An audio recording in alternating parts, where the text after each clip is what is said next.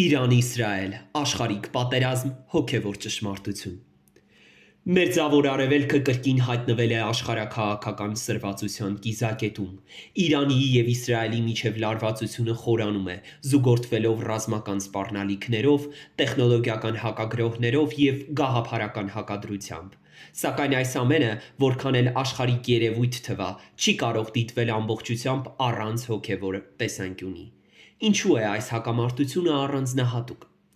Իսրայելը պետություն է, որի գոյությունն ինքնին հակասություն է հարուցում որոշ երկրների և խմբավորումների համար։ Իրանը, որպես իսլամական հանրապետություն, երկար տարիներ օգտագործել է հակաիսրայելական հռետորաբանությունը որպես գաղափարական հենասյուն։ Սա միայն քաղաքական հաշվարկ չէ, այստեղ գործում է արժեքների, ինքնության և նույնիսկ հավատքի բախում։ Սակայն բացի այս ամենից, կա ևս մի բան, որ հաճախ մնում է անտեսված՝ Աստծո խոսքի լույսը։ Աստվածաշնչյան հեռանկար։ Աստվածաշունչը երբեք չի սահմանափակվել անհատների հոգևոր կյանքի ձևավորմամբ։ Այն խոսում է նաև ազգերի ճակատագրի, պատմության ընթացքի և աշխարհի վերջի մասին։ Երբ մենք տեսնում ենք ազգերի շարժը Սիոնի շուրջ, չպետք է դա ընկալենք միայն որպես ռազմավարական մրցակցության հերթական փուլ։ Նոր կտակարանը, հատկապես հայտնության գիրքը, բազմիցս հիշեցնում է, որ աշխարհում ընթացող ճնշումներն ու հակամարտությունները վերջնականորեն կկուտակվեն մեկ կետում՝ այնտեղ, որտեղ Աստծո կամքն ու մարդկային ապստամբությունը կբախվեն, և այդ բախման կիզակետը շատ հաճախ նույնն է՝ Երուսաղեմը։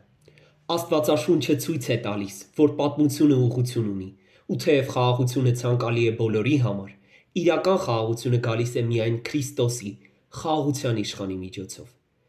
Որը պետք է լինի քրիստոնյայի դիրքորոշումն այս պարագայում։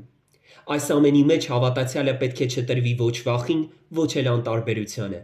Քրիստոնյան չի վիճում կողմերի հետ, այլ հստակ գիտակցում է, որ աշխարհը չի շարժվում քաոսի մեջ, այլ դեպի հստակ նպատակ։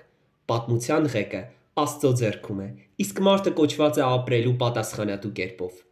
Երկինք ու երկիր կանցնեն, բայց իմ խոսքերը երբեք չեն անցնի։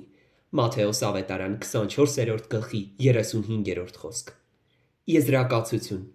Իրան-Իսրայել լարվածությունը հերթականահազանգն է ժամանակների մասին։ Քրիստոնյան այս իրադարձությունները դիտում է ոչ թե վերլուծաբանների պես, այլ հույսով, հեզությամբ ու ներհայեցողությամբ, որովհետև գիտի, վերջին խոսքը պատկանում է ոչ թե զենքին, այլ Աստծուն, և նա, ով խոստացել է գալ կրկին, չի ուշանա։